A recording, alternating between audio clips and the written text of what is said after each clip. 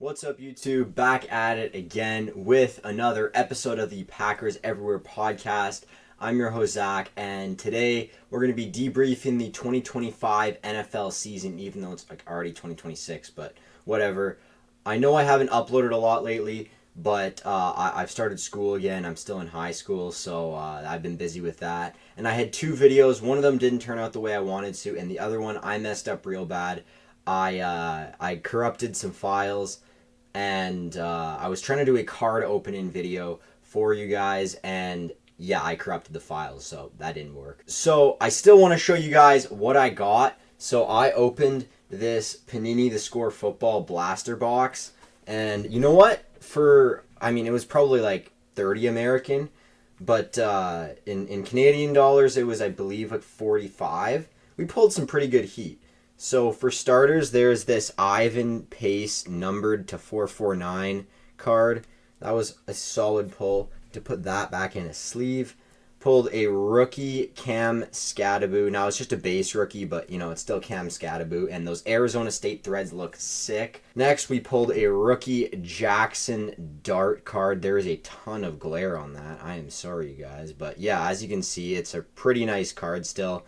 Looks like it's in amazing condition, so maybe I could get a decent grade if it goes up in value, if Jackson Dart can go off for me.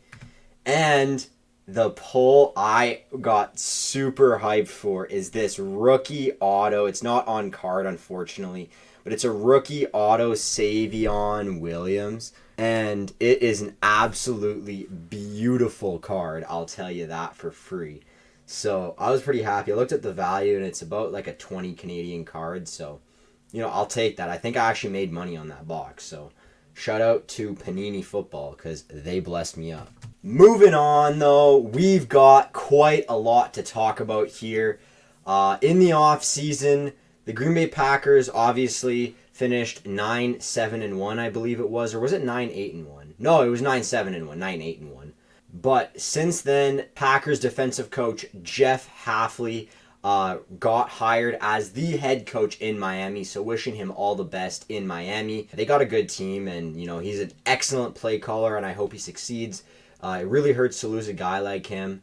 Although Jonathan Gannon is being hired, who coached the Cardinals, as well as some elite defenses in Philly who broke the NFL total single season sack record in Philly with that outstanding D-line. And he gets to work with a solid D-line in Green Bay right now. Obviously, with Micah Parsons, there's Kinsley Nakbari, Rashawn Gary. Whether he'll even be there next year, I'm not even sure. We'll get into that later in the video. But I think it's overall an excellent hire. You won't get beat over the top, but apparently I've heard he struggles with adjustments at times, which can and has been a problem with the Packers. However, I don't see that being as much of a problem. I don't see this being a Joe Barry type of hire, especially not with the Micah Parsons. It's really, really hard to have a bad defense when you have a guy like Micah Parsons, who is an absolute shit wrecker on the field. Other than that, the Green Bay Packers extended head coach Matt LaFleur, which I am not entirely sure about. I initially, after the game, I kind of got angry. I wish I could have streamed that for you guys. Unfortunately, YouTube didn't let me. I got really angry. I really wanted Matt LaFleur gone. I've come to terms with the fact that I do like Matt LaFleur as a coach, and I don't think there's a better option right now out there on the market. And so I'm all for keeping him around next year, but I don't know what he's done to merit a contract extension, which scares me a little bit. If we're handing him an extension when he's not in a contract year, next year he'll be in a contract year, I believe he should have to go out and earn it. I don't believe we should have just given it to him because he had some good seasons with Aaron Rodgers, but he was playing at an MVP caliber level, and arguably Jordan Love is also playing at an MVP caliber level. Obviously not saying he's playing like 2021, 2022 Aaron Rodgers, or was 2020, 2021, my apologies. But he's still playing some darn good football for the Packers. And obviously you don't want to fire a coach, and that can really affect a quarterback negatively. And Jordan Love has been hitting his sweet spot lately. So Matt LaFleur is staying in Green Bay long term, whether we like it or not. Someone who absolutely, hands down, should not be returning to Green Bay is Rich Bisaccia. I don't understand. We've had bottom 5 special teams under him. all 3 years he's been here, and he's the top paid special teams coach in the league. He brings absolutely nothing to the team. I don't understand why he still has a job. I'm sure he's a great human being. I'm not slandering him like that at all, but he's not very good at his job. So for those reasons, I don't think he should be here. And again, Brandon McManus has not been cut or anything, which is a little shocking considering he cost us like over a touchdown's worth of points off of field goals against the Bears in that wild card loss. Obviously, we need to find a new kicker, whether that's through the draft or another means. But Brandon McManus is not the answer whatsoever. Which that brings me to my next topic, which is which players are going to be staying in Green Bay and which ones are going to be leaving. Now, likely to be leaving are Rashawn Gary, Keyshawn Nixon, and Elton Jenkins. Possibly, I'm not 100% sure about Jenkins. Look, Rashawn Gary is making like $30 million a year. We could save like $18 million by cutting him, obviously incurring a bit of a dead cap penalty, but I don't think that's a big deal in the grand scheme of things, considering we could bring in a replacement, whether that's through the draft or the free agent period. But he has been basically a ghost since Micah Parsons got injured, and it's really been a shame because I thought he was finally coming into his own with Micah Parsons, and it looked like there were several plays where he just didn't want to be on the field.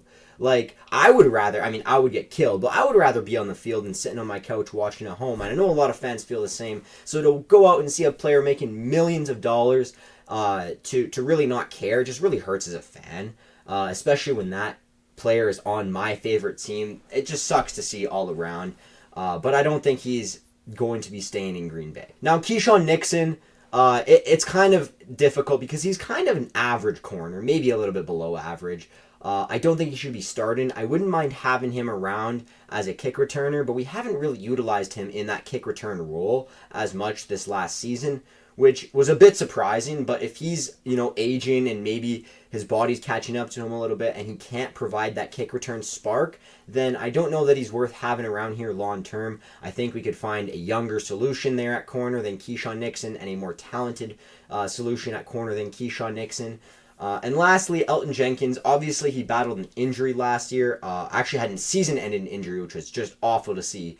Lots of those in Green Bay last year. However, he's still a good player when healthy, but we'll see how his injury affects him, how he recovers. And I don't think he's going to be one of the first players we cut if we do cut somebody this offseason. I really love Jenkins. He's always been one of my favorite players, but I love that he can play every position on the O-line. I mean, he's played tackle, guard, and center for us, which is ridiculous. It's almost unheard of in the NFL.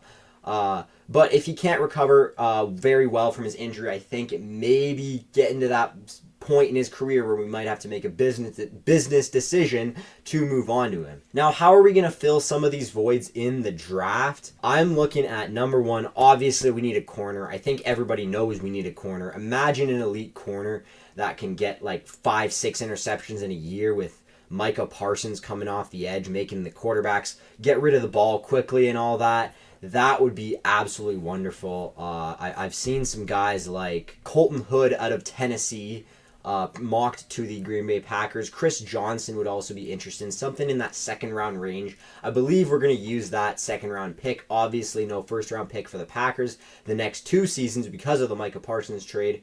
But I still think we're going to use one of our higher picks to draft a corner, which would fill a huge void we have. Secondly, we need an edge rusher, so maybe in the 3rd to 5th round range. We're looking at guys like Gabe Jacos, Joshua Josephs, Derek Moore, Romello Height, Dennis Sutton. Somebody like that I think would be an excellent addition just to the depth of our edge core. Somebody off the Texas Tech defense, Romello Height. I haven't watched any tape. I'm not going to act like I have yet. I'll probably do that if I get bored in class this year on some of these guys. But I love that Texas Tech defense. They were really good this year. I think somebody off that defense would be really nice to have. And I know a lot of Packers fans may not think or even realize this, but the Packers need a running back too. Jacobs' efficiency and explosiveness was just nothing compared to what we're used to. He was very consistent, I guess, last year, but there was no explosiveness to his game, which tells me that, one, we're not blocking well enough in front of him. We obviously need an offensive lineman, but we also need another running back to take some of that workload as he ages off of him. And so I think an RB2 in the 4th round or later, like a day 3 pick on a running back, would be an excellent addition to the team. I know we have Marshawn Lloyd, but it's been like 3 years now, and he has yet to even play a complete game for the team, which just tells me his body. I don't know what's wrong with him. I feel really bad. Obviously, like, I don't want anybody to not get a chance once they've worked so hard to get to the NFL. But, I mean, if his body's not going to give him a chance, it's a business at the end of the day in the NFL, and might be time to move on from somebody like that. And last but not least, we need some interior O-line help. I don't know where we're going to get the capital to draft all these players, but our O-line was injured and just flat out not good last year. In fact, I'd put interior O-line at our second most important need, right behind a corner, obviously. So corner, interior O-line, and then edge, and then RB2, in my opinion. I think we're set at receiver. I really like Savion Williams. No bias to the Savion Williams auto I just pulled. Definitely has nothing to do with that. Obviously, a Matthew Golden, Savion Williams, Romeo Doubs, maybe out the door in that receiving core, unfortunately. Christian Watson looked really good when healthy, so I'm all in on the Christian Watson train right now. And obviously, there's a little bit of recency bias playing into that, but at the same time, we really saw the most polished version of Christian Watson, and we saw, obviously, progress between the first time pre-injury, the last time I should say pre-injury we saw him, and the most recent time we saw him after injury. He was a completely different receiver, a polished route runner, not just a deep threat. And in all honesty, he's probably our best receiver right now. Him and Matthew Golden and Jaden Reed look really poised to take control of this receiver room. We'll see what guys like Wicks and Savion Williams can turn into. I'm more high on Savion Williams. I think he's a really nice gadget player who can do a lot of creative things for you, like a Jaden Reed. So I really like the receiving core we have. I don't really have any complaints, even if we lose Romeo Doubs in the offseason, who's one of those players we probably won't re-sign due to the price and demand of receivers and our obviously depth at that position. He never really turned into that true number one we were looking for. However, I do think he's an incredible receiver, and I will miss Romeo quite a bit. And of course, Quay Walker, I do think we will re-sign him, although I think McDuffie is an excellent option. Obviously, Edgerrin Cooper is linebacker 1. He is a very hit or miss. I was really high on him. I thought he was going to be an all-pro this year. And he really, at the beginning of the season, like, they looked like that. The whole defense looked like every single player was an all-pro. And a lot of that was probably Micah Parsons. And I think there's a lot we're going to be able to do next year once Micah's back. And especially there's a new guy running the defense. There's a lot to build on off of last season. But I believe we're going to bring Quay Walker back. All that being said, that is all I have for you guys today. If you guys enjoy this kind of content, I love talking about football. It's pretty much all I'm going to do on this channel. Although, let me know if you guys want to see maybe some hockey cards being opened, because I'm from Canada, and they're a lot easier to get here than NFL cards are. And they're a lot easier for me to sell locally if I need to.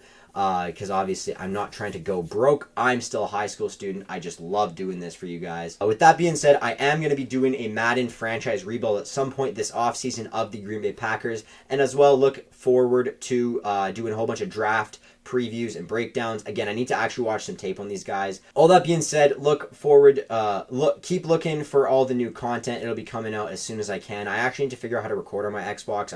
I'm not sure how that works. Obviously, lots of people do it. I just have never done that, so it'll be a new process for me.